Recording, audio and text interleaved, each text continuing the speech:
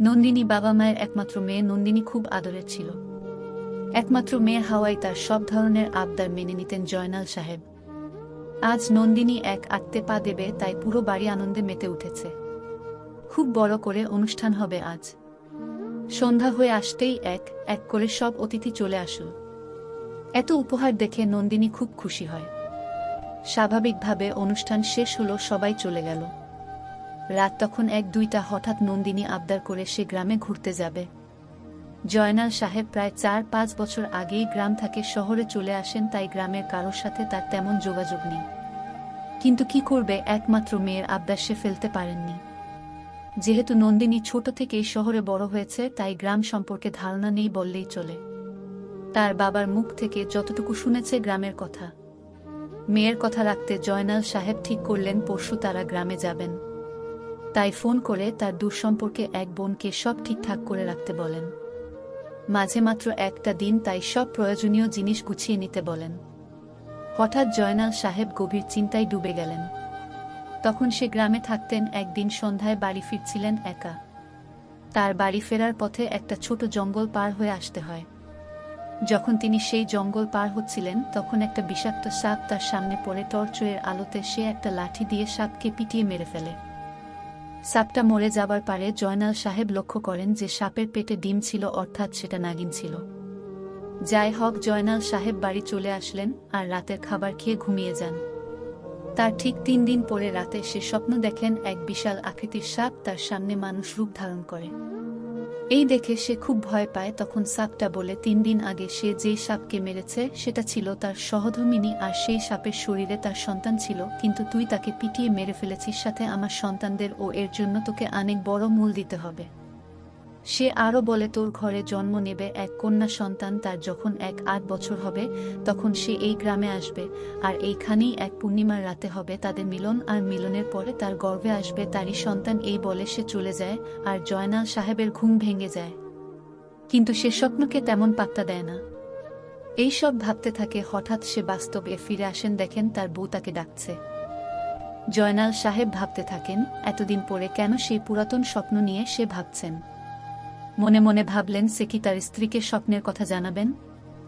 কেন আজ স্বপ্নের কথা ভেবে তার মন বিচলিত ইচ্ছে, তাহলে কি তাদের সামনে বড় বিপদ অপেক্ষা করছে? এই সব ভাবতে ভাবতে সে কখন যে ঘুমিয়ে পড়ে সে বুঝতে পারেনি।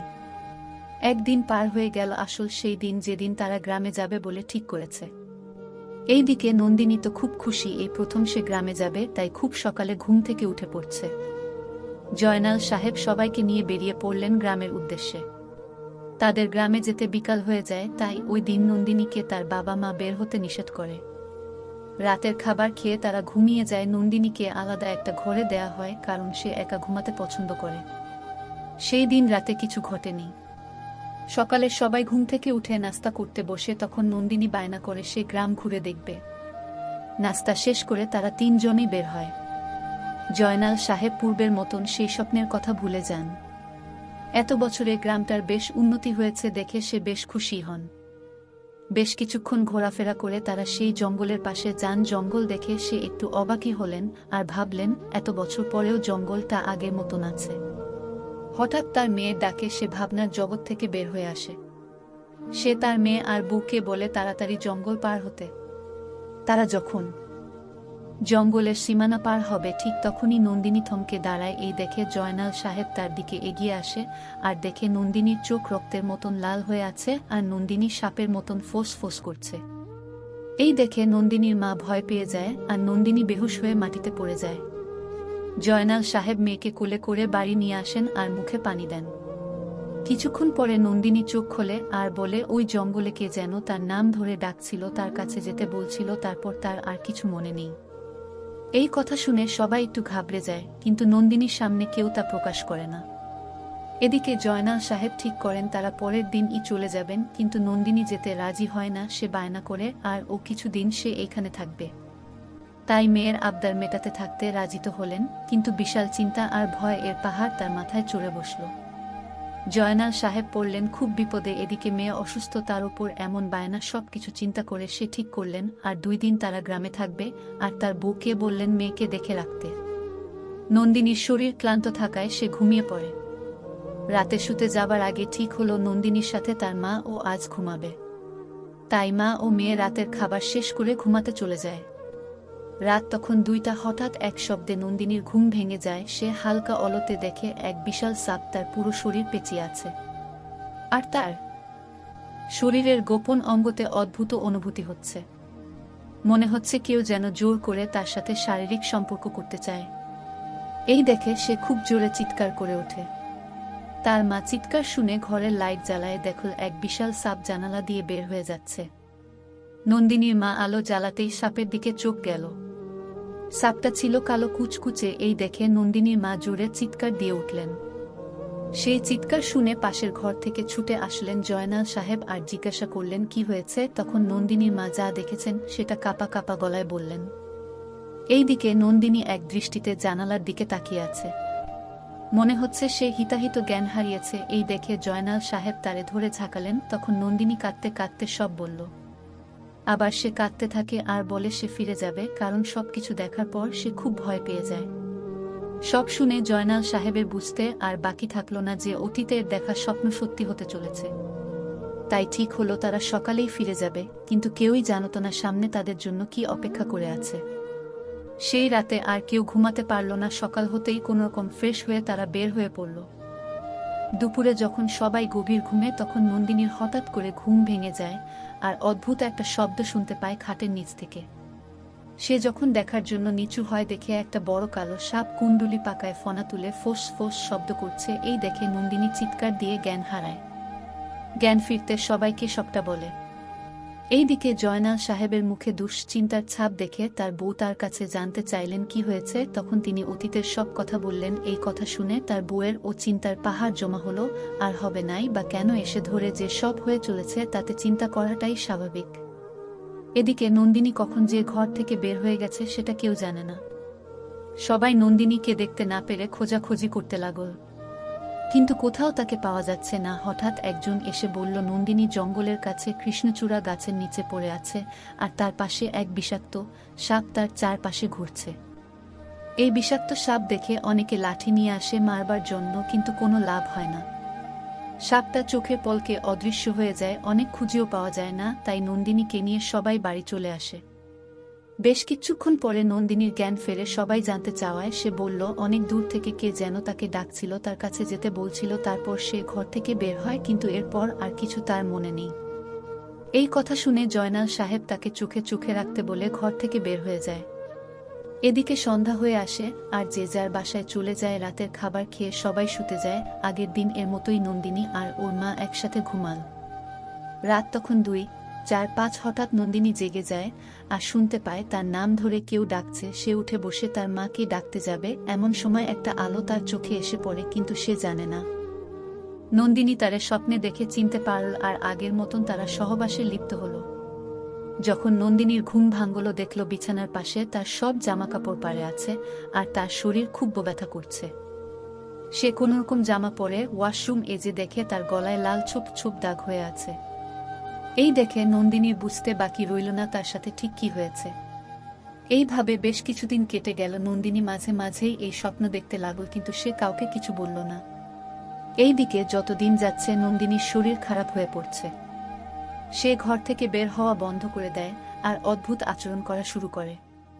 একদিন নন্দিনীর মা রাতে তার রুমে ঢুকতে যেয়ে এক চিৎকার দিয়ে বের হয়ে আসে আর বলে নন্দিনীকে একটা সাপ পেঁচিয়ে আছে।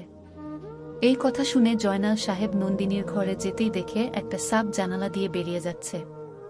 এই দেখে তার বুঝতে বাকি থাকল না যে তার মেয়ের সাথে কি হচ্ছে। তাই জয়নাল সাহেব দেরি না করে এক সাপুড়েকে তার বাসায় নিয়ে আসে। এদিকে নন্দিনীর অবস্থা দিন দিন খারাপ হয়ে যাচ্ছে। সাপুড়ে ঘরে ঢোকা মাত্রই সাপের উপস্থিতি উপলব্ধি করতে পারল। সে জয়নাল সাহেবকে জিজ্ঞাসা করলেন বাড়িতে কে কে আছে। উত্তরে জয়নাল সাহেব বললেন তিনি, তার স্ত্রী এবং তাদের মেয়ে আছে। সাপুড়ে সারা বাড়ি ঘুরে ঘুরে দেখতে লাগলো। যখন সে নন্দিনীর ঘরের সামনে আসলো, আচমকা সে দাঁড়িয়ে পড়ল আর জিজ্ঞাসা করল এটা কার ঘর। উত্তরে জয়নাল সাহেব বললেন এটা তার একমাত্র মেয়ে নন্দিনীর ঘর। এই কথা শুনে সাপুড়ে জয়নাল সাহেবকে বললেন তার মেয়ের সাথে অন্য কেউ থাকে, আর সেটা হচ্ছে একটা বিষাক্ত সাপ। এই কথা শুনে জয়নাল সাহেব বললেন যে সে সবকিছু জানে। কিন্তু এর থেকে বাঁচার উপায় তার জানা নেই। সেই সাপুড়েকে তার অতীতের এবং বর্তমানের সব ঘটনা খুলে বলল। সাপুড়ে যখন নন্দিনীর ঘরে প্রবেশ করতে যাবে ঠিক তখনই একটা শব্দ শুনতে পায়। আর এই শব্দটা হচ্ছে সাপের ফোঁসফোঁসানি শব্দ। সাপুড়ে অনেক চেষ্টা করে সাপকে তার আজত্বে আনা, কিন্তু কোনোভাবেই সেটা সম্ভব হচ্ছিল না। পরে চলে যাবার আগে জয়নাল সাহেবকে শুধু একটাই কথা বলে গেলেন যে এই সাপ নন্দিনীর সাথে প্রায় প্রতিদিনই সহবাসে লিপ্ত হয় এবং কিছুদিনের মধ্যেই নন্দিনীর গর্ভে সাপের সন্তান জন্ম নেবে। এই কথা বলে যাওয়ার কিছুদিন পরে নন্দিনী হঠাৎ করে অসুস্থ হয়ে পড়ে। তাকে হাসপাতালে নিয়ে যাওয়া হয় এবং তাকে পরীক্ষা নিরীক্ষা করা হয়, কিন্তু কোনো রোগ ধরা পড়ে না। অথচ নন্দিনীর পেটে অসহ্য ব্যথা শুরু হয়, তাই ডাক্তাররা ঠিক করে তার আল্ট্রাসাউন্ড করা হবে। আল্ট্রাসাউন্ড রিপোর্ট দেখে ডাক্তাররা রীতিমতো চমকে ওঠে। তার পেটের ভেতরে কিছু একটা কুণ্ডলী পাকিয়ে আছে, যেটা দেখতে অনেকটা সাপের মতন, কিন্তু স্পষ্টভাবে বুঝতে না পারায় ডাক্তাররা সিদ্ধান্ত নেয় সপ্তাহানিক পরে আবার তার আল্ট্রাসাউন্ড করা হবে। ডাক্তার দেখিয়ে সবাই বাসার দিকে রওনা দেয়। বাসায় ফেরার পথে সবাই উপলব্ধি করে কিছু একটা তাদের পিছনে আসছে, কিন্তু যতবারই জয়নাল সাহেব দেখার জন্য পেছনে ফেরেন তার মনে হয় কিছু একটা সরে যাচ্ছে, কিন্তু সেটা কি হতে পারে সেটা জয়নাল সাহেব বুঝতে পারছেন না। তাই খুব দ্রুত তারা বাসায় চলে আসে। তারা যখন বাসার গেটের সামনে আসে দেখে একটা সাপের খোলস পড়ে আছে আর তার রং কুচকুচে কালো। তারা সেটা সরিয়ে ভেতরে যায়। হঠাৎ নন্দিনী অসুস্থ হয়ে পড়ে। নন্দিনী জানত না আল্ট্রাসাউন্ডে ঠিক কি ধরা পড়েছে। নন্দিনীর মাথা ঘুরছে আর প্রচুর বমি হচ্ছে, আর সেই বমির রং ও কালো। এই দেখে সবাই ভয় পেয়ে যায়। যেহেতু অনেক রাত হয়ে গেছে তাই কোনো ডাক্তার ও আসবে না। প্রায় ঘন্টা খানেক পরে নন্দিনীর বমি কমে আর নন্দিনী খুব ক্লান্ত হয়ে পড়ে আর ঘুমিয়ে পড়ে। এরপর এক সপ্তাহ সবকিছু স্বাভাবিক ছিল, কিন্তু নন্দিনীর পেট অদ্ভুতভাবে বেড়েই চলেছে। এক সপ্তাহ পরে তারা আবার ডাক্তারের কাছে আসে। ডাক্তার আবার নন্দিনীর আল্ট্রাসাউন্ড করে। রিপোর্ট দেখে তারা রীতিমতন ভয় পায়, কারণ এইবার আর কুণ্ডলী না, একটা সাপ দেখা যাচ্ছে যেটা রীতিমতন নড়াচড়া করছিল। ডাক্তাররা অবাক আর ভয় দুই পেলেন, তাও তারা সিদ্ধান্ত নেয় অপারেশন এর এবং দিন ও জানিয়ে দেয়। তারা বাসায় চলে আসে, কিন্তু বাসায় ফিরে যা দেখলেন জয়নাল সাহেব সেটা রীতিমতন ভয়ের ছিল। তাদের কাজের মেয়ে মাটিতে পড়ে আছে আর তার মুখ থেকে সেই কালো রং এর রক্ত বের হচ্ছে আর পুরো শরীর নীল হয়ে আছে। সে কিছু একটা বলার চেষ্টা করছে, কিন্তু মুখ থেকে রক্ত বের হওয়ার জন্য বলতে পারছে না। এইভাবে কিছুক্ষণ থেকে সে মারা যায়। জয়নাল সাহেব কি করবে কিছু বুঝতে পারছিলেন না। হঠাৎ তার মনে হয় তার এক ভাই আছে যার কিনা সাপ সম্পর্কে অনেক জ্ঞান আছে।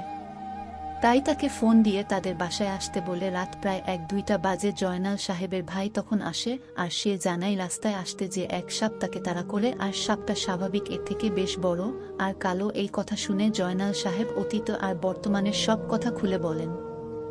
এইদিকে বেশ রাত হওয়ায় নন্দিনী ঘুমিয়ে পড়ে। ভুলবশত আজ নন্দিনীর রুমের লাইট অফ করাই আছে, তাই রুমের ভেতর কি হচ্ছে সেটা কেউ দেখতে পারছিল না। সবাই যে যার ঘরে শুতে চলে যায়। আজ অদ্ভুতভাবে কেউ আর নন্দিনীর ঘরে আসেনি, কিন্তু রোজই কেউ না কেউ নন্দিনীর ঘরে থাকে। তবে আজ কি হলো সবার? রাত প্রায় 2-3 নন্দিনীর মনে হয় কে যেন তার শরীরে হাত দিচ্ছে আর হাতটা অনেক ঠান্ডা। নন্দিনী চিৎকার করতে যাবে এমন সময় ঠান্ডা হাত ওর মুখ চেপে ধরে আর কানে কানে বলে, নন্দিনী তুমি শুধু আমার, আমি অনেক বছর অপেক্ষা করে আছি তোমার জন্য, আর তোমার পেটে যে বাচ্চা বড় হচ্ছে সেটা শুধুমাত্র আমার, আর এই বাচ্চাকে যে মারার চেষ্টা করবে আমি তারে ছাড়ব না। আর আজই তোমার সাথে আমার শেষ সহবাস হবে, আর এই সহবাসের দ্বারা আমার সন্তান ইচ্ছাধারী নাগ হয়ে উঠবে। এই বলে নন্দিনীর শরীর থেকে এক টান দিয়ে সব কাপড় খুলে ফেলে আর তারা সহবাসে লিপ্ত হয়। এই প্রথম নন্দিনীর জ্ঞান থাকা অবস্থায় সে ইচ্ছাধারী নাগের সাথে সহবাসে লিপ্ত হয়েছে। সে অনেক চেষ্টা করে বাধা দেয়ার, কিন্তু এই নাগের সামনে সে অসহায় হয়ে পড়ে। নন্দিনী এখন বুঝতে পারে কেন তার শারীরিক পরিবর্তন হচ্ছে। তার সবসময় মনে হয় কিছু একটা তার শরীরের বেড়ে উঠছে। বেশ কিছুক্ষণ তারা সহবাসে লিপ্ত থাকে। এর মধ্যে ভোরের আলো ফুটতেই তার সামনে সুদর্শন এক পুরুষের